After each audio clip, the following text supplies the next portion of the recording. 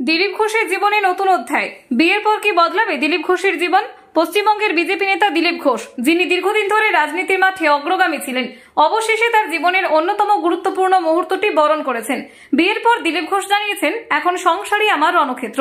তিনি আরো জানিয়েছেন, এটা শুধু একটি ব্যক্তিগত মুহূর্ত, তবে পরিবারই এখন আমার প্রাধান্য। বিয়ের পর তার আশেপাশে এক আবেগময় পরিবেশ তৈরি হয়েছে, যেখানে রাজনৈতিক চাপ আর ব্যক্তিগত জীবন এক নতুন মিশেলে পরিণত হয়েছে।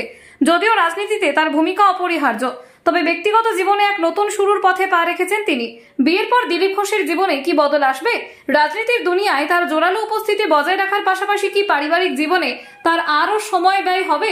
সবার নজর এখন এই নতুন অধ্যায়ে।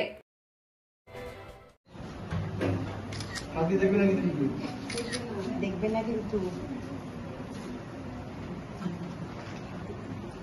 হয়ে গেল তো 5 হইল না রে, সবে তো 2 হয়েছে, দুবার হয়েছে।